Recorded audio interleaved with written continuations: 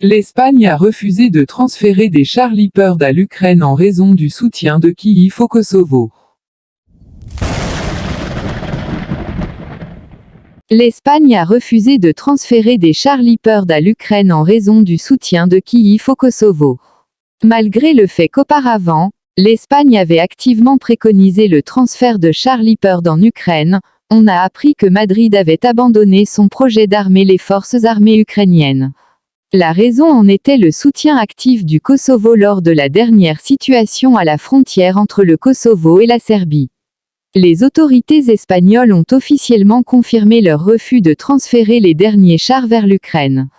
La position officielle de Madrid sur cette question n'a pas été annoncée, cependant, plus tôt en Espagne, ils ont annoncé qu'ils soutenaient pleinement Belgrade dans le nouveau conflit entre le Kosovo et la Serbie, tandis que Kiev s'est prononcé en faveur de l'Espagne et a critiqué Madrid pour la position officielle de l'Espagne, qui, selon les analystes, a provoqué l'effondrement de l'accord.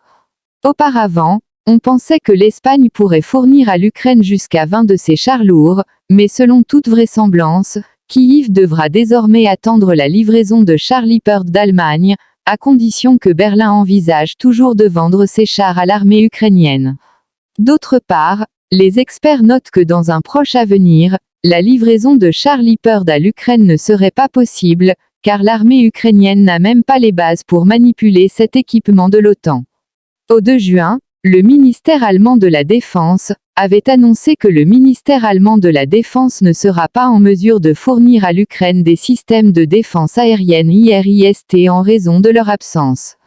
Le ministère allemand de la Défense a annoncé qu'il ne serait pas en mesure de fournir à l'Ukraine des systèmes de défense aérienne IRIS-T, car il n'y a pas de système de défense aérienne de réserve en service avec l'Allemagne.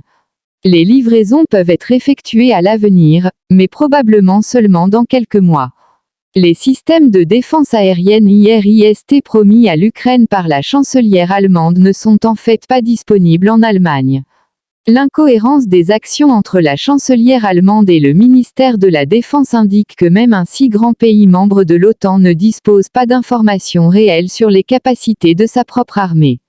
De plus, une situation similaire avait déjà été observée lorsque l'Allemagne prévoyait de transférer en Ukraine les Manpads soviétiques Strela 2, dont la plupart se sont avérés tout simplement inutilisables. À leur tour, les experts estiment que Berlin est vraiment fatigué de fournir une assistance militaire à Kiev. Kiev veut recevoir une aide militaire gratuite, critiquant les actions de l'Occident.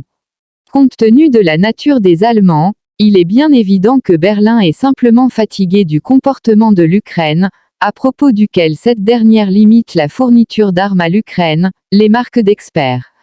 Après la déclaration du ministère allemand de la Défense, Scholz n'a pas commenté l'impossibilité de fournir des armes à l'Ukraine.